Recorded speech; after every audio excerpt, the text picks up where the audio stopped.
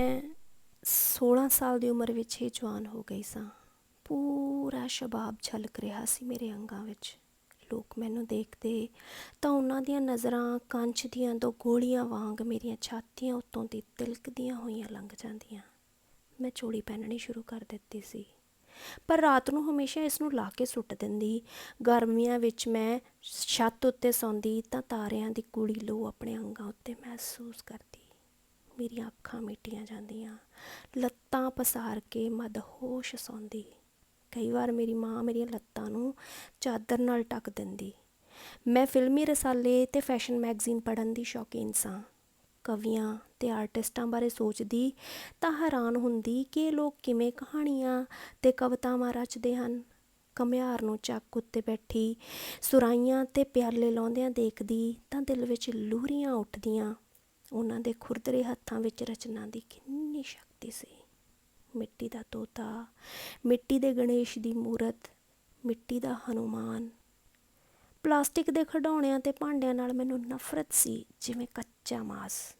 ਮੈਨੂੰ ਲੱਗਦਾ ਇਹਨਾਂ ਨੂੰ ਛੂਹਣ ਨਾਲ ਮੈਂ ਪਿੱਟੀ ਜਾਵਾਂਗੀ। ਜੀ ਕਰਦਾ ਸੀ ਕੋਈ ਕੱਚੀ ਮਿੱਟੀ ਦਾ ਲੇਪ ਮੇਰੇ ਸਾਰੇ ਜਿਸਮ ਉੱਤੇ ਕਰ ਦੇਵੇ। ਮੈਂ ਖੁਦ ਵੀ ਤਾਂ ਮਿੱਟੀ ਦੀ ਸਾਂ। ਮਿੱਟੀ ਵਿੱਚ ਠੰਡਕ, ਰਾਹਤ ਅਤੇ ਮਸਤੀ ਸੀ। ਇੱਕ ਵਾਰ ਮੇਰੀ ਮਾਂ ਮੈਨੂੰ ਆਪਣੇ ਨਾਲ ਗੋਆ ਲੈ ਗਈ, ਜਿੱਥੇ ਉਸਦਾ ਭਰਾ ਜਾਣੀ ਮੇਰਾ ਮਾਮਾ ਇੱਕ ਵੱਡੇ ਹੋਟਲ ਦਾ ਮੈਨੇਜਰ ਸੀ। ਮੈਨੂੰ ਗੋਆ ਚੰਗਾ ਲੱਗਿਆ। ਨੀਲਾ ਸਮੁੰਦਰ, ਚਮਕਦੇ ਪਾਣੀ, ਰੇਤਲੇ ਬੀਚ, ਜਿੱਥੇ ਦੁਨੀਆ ਭਰ ਦੇ ਟੂਰਿਸਟ ਆਉਂਦੇ, ਪੱਛਮੀ ਅਤੇ ਪੂਰਬੀ ਮਿਲੇ ਜੁਲੇ ਮਿਜਾਜ ਦਾ ਆਨੰਦ ਮਾਣਦੇ। ਇੱਕ ਦਿਨ ਮੈਂ ਬਿਕਨੀ ਪਾਈ ਬੀਚ ਉੱਤੇ ਘੁੰਮ ਰਹੀ ਸਾਂ। ਝੱਗਾਂ ਛੱਡਦੀਆਂ ਲਹਿਰਾਂ, ਮਸਤੀ ਵਿੱਚ ਮੈਂ ਦੌੜਦੀ ਜਾ ਰਹੀ ਸਾਂ। ਮੇਰੇ ਕਾਲੇ ਸਿਆਹ ਲੰਮੇ ਵਾਲ ਹਵਾ ਵਿੱਚ ਉੱਡ ਰਹੇ ਸਨ। ਇੱਕ ਫੋਟੋਗ੍ਰਾਫਰ ਵੱਡਾ ਸਾਰਾ ਕੈਮਰਾ ਗੱਡੀ ਕਿਸੇ ਮਾਡਲ ਦੀ ਤਸਵੀਰ ਖਿੱਚ ਰਿਹਾ ਸੀ। ਉਸਨੇ ਕੈਮਰੇ ਦਾ ਲੈਂਸ ਮੇਰੇ ਵੱਲ ਘੁਮਾਇਆ ਅਤੇ ਮੇਰੀ ਦੌੜਦੀ ਹੋਈ ਦੀ ਤਸਵੀਰ ਖਿੱਚ ਲਈ। ਮੈਨੂੰ ਇਸ ਦਾ ਕੋਈ ਵੀ ਪਤਾ ਨਹੀਂ ਸੀ। ਮੇਰੇ ਦਿਲ ਵਿੱਚ ਉਮੰਗ ਸੀ ਕਿ ਮੈਂ ਵੀ ਮਾਡਲ ਬਣਾ। ਮੇਰੇ ਅੰਗ ਬਸ ਮਾਡਲ ਬਣਨ ਲਈ ਹੀ ਢਲੇ ਸਨ। ਮੇਰੇ ਜਿਸਮ ਦੇ ਖੰਭ 'ਤੇ ਗੁਲਾਈਆਂ ਮਾਡਰਨ ਬਣਨ ਲਈ ਤੜਪ ਰਹੀਆਂ ਸਨ। ਫੈਸ਼ਨੇਬਲ ਮਾਡਲ, ਪਰ ਕਿਸ ਤਰ੍ਹਾਂ? ਮੈਂ ਅਖਬਾਰਾਂ ਵਿੱਚ ਕਈ ਇਸ਼ਤਿਹਾਰ ਪੜ੍ਹੇ, ਕਈ ਏਜੰਸੀਆਂ ਕੋਲ ਗਈ, ਪਰ ਉਹਨਾਂ ਨੇ ਇਹ ਕਹਿ ਕੇ ਇਨਕਾਰ ਕਰ ਦਿੱਤਾ ਕਿ ਮੇਰੀ ਸ਼ਕਲ ਸੂਰਤ ਤਾਂ ਚੰਗੀ ਸੀ, ਪਰ ਮਾਡਲਿੰਗ ਦਾ ਕੋਈ ਤਜਰਬਾ ਨਹੀਂ ਸੀ। ਆਖਰ ਮੈਂ ਗਲੈਮਰ ਆਰਟਸ ਏਜੰਸੀ ਕੋਲ ਪਹੁੰਚੀ, ਜਿਸ ਦਾ ਮਾਲਕ ਇੱਕ ਭਾਰੀ ਭਰਕਮ ਫੋਟੋਗ੍ਰਾਫਰ ਸੀ। ਗੰਜਾ, ਉਮਰ 50 ਦੇ ਲਗਭਗ, ਅੱਖਾਂ ਗੋਲ ਅਤੇ ਮੋਟਾ ਚਸ਼ਮਾ। ਉਸਨੇ ਮੈਨੂੰ ਸਿਰ ਤੋਂ ਪੈਰਾਂ ਤੀਕ ਜਾਂਚਿਆ ਅਤੇ ਅੱਖਾਂ ਚਮਕਾ ਕੇ ਬੋਲਿਆ, ਮੈਂ ਤੈਨੂੰ ਕਦੇ ਦੇਖਿਆ, ਤੂੰ ਕਦੇ ਗੋਆ ਗਈ ਆ? ਹਾਂ, ਇੱਕ ਵਾਰ ਗਈ ਸੀ ਮੈਂ ਆਪਣੀ ਮਾਂ ਨਾਲ ਗੋਆ। ਉਹ ਸਿਰ ਖੁਰਕਦਾ ਹੋਇਆ ਦੂਜੇ ਕਮਰੇ ਵਿੱਚ ਗਿਆ ਅਤੇ ਉੱਥੋਂ ਇੱਕ ਵੱਡੀ ਫੋਟੋ ਐਲਬਮ ਲੈ ਆਇਆ। ਇਸ ਨੂੰ ਮੇਜ਼ ਉੱਤੇ ਰੱਖ ਕੇ ਦਿਖਾਉਣ ਲੱਗਾ, ਇਹ ਤਸਵੀਰ ਤੇਰੀ ਆ ਨਾ? ਮੈਂ ਫੋਟੋ ਨੂੰ ਹੈਰਾਨੀ ਨਾਲ ਦੇਖਿਆ। ਇਹ ਮੇਰੀ ਹੀ ਫੋਟੋ ਸੀ। ਉਹ ਬੋਲਿਆ, ਮੈਂ ਤੈਨੂੰ ਗੋਆ ਦੇ ਬੀਚ ਉੱਤੇ ਦੌੜਦੀ ਨੂੰ ਦੇਖਿਆ ਸੀ। ਤੇਰੇ ਸਿਆਹ ਵਾਲ ਹਵਾ ਵਿੱਚ ਉੱਡ ਰਹੇ ਸਨ। ਮੈਂ ਕੈਮਰੇ ਦਾ ਰੁੱਖ ਤੇਰੇ ਵੱਲ ਮੋੜ ਦਿੱਤਾ ਅਤੇ ਤੇਰੀ ਫੋਟੋ ਖਿੱਚ ਲਈ। ਇੱਕਦਮ ਤੂੰ ਕੈਮਰੇ ਦੇ ਫਰੇਮ ਤੋਂ ਬਾਹਰ ਨਿਕਲ ਗਈ ਅਤੇ ਗਵਾਚ ਗਈ। ਮੈਂ ਫੋਟੋਗ੍ਰਾਫਰ ਹਾਂ ਨਾ। ਕੈਮਰਾਮੈਨ ਲੋਕਾਂ ਨੂੰ, ਔਰਤਾਂ ਨੂੰ, ਲੀਡਰਾਂ ਨੂੰ, ਮੰਗਤਿਆਂ ਨੂੰ ਅਤੇ ਭਿਖਾਰੀਆਂ ਨੂੰ ਕੈਮਰੇ ਦੀ ਅੱਖ ਨਾਲ ਦੇਖਦਾ ਹਾਂ। ਕੈਮਰਾ ਹੀ ਮੇਰੀ ਅੱਖ ਹੈ।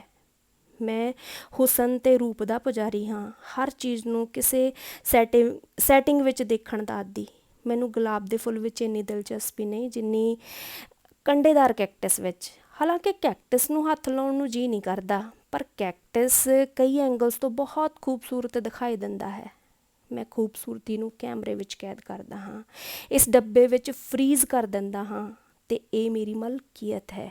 ਮੈਂ ਤੈਨੂੰ ਅੱਜ ਦੇਖਿਆ ਤਾਂ ਝੱਟ ਪਛਾਣ ਲਿਆ ਕਿ ਤੂੰ ਉਹੀ ਕੁੜੀ ਸੀ ਜਿਸ ਨੂੰ ਮੈਂ ਲੱਭ ਰਿਹਾ ਸਾਂ।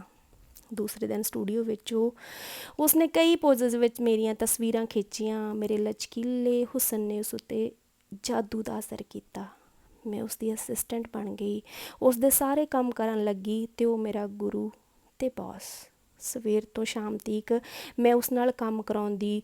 ਉਸਨੇ ਮੇਰਾ ਇੱਕ ਫੋਟੋ ਸੈਸ਼ਨ ਲਿਆ ਜਿਸ ਵਿੱਚ ਮੈਂ ਵਾਲਾਂ ਨੂੰ ਉਛਾਲ ਰੱਖਿਆ ਸੀ, ਸੰਘਣੇ ਘੁੰਗਰਾਲੇ ਵਾਲ, ਅਤੇ ਮੈਂ ਟੋਪਲੈਸ ਪੋਜ਼ ਵਿੱਚ ਸੀ। ਜਦ ਮੈਂ ਫੋਟੋ ਸੈਸ਼ਨ ਲਈ ਚੋਲੀ ਨੂੰ ਉਤਾਰ ਕੇ ਸੁੱਟਿਆ ਤਾਂ ਮੈਨੂੰ ਬਿਲਕੁਲ ਝਿਜਕ ਨਾ ਲੱਗੀ। ਮੈਂ ਕੈਮਰੇ ਵਿੱਚੋਂ ਆਪਣੇ ਆਪ ਨੂੰ ਦੇਖ ਰਹੀ ਸਾਂ। ਲੈਂਸ ਵਿੱਚ ਮੇਰੀ ਨਜ਼ਰ ਸੀ। 4 ਲਾਈਟਮੈਨ ਮੇਰੇ ਚਿਹਰੇ ਉੱਤੇ ਰਸੀਲਾ ਭਾਵ ਦੇਖ ਰਹੇ ਸਨ। ਮੈਂ ਹੈਰਾਨ ਹੋਈ ਕਿ ਮੈਂ ਅੱਧ ਨੰਗੀ ਮਾਡਲ ਦੇ ਰੂਪ ਵਿੱਚ ਉਸ ਦੇ ਸਾਹਮਣੇ ਖੜੀ ਸਾਂ ਅਤੇ ਮੈਨੂੰ ਕੋਈ ਲੱਜਿਆ ਨਹੀਂ ਸੀ।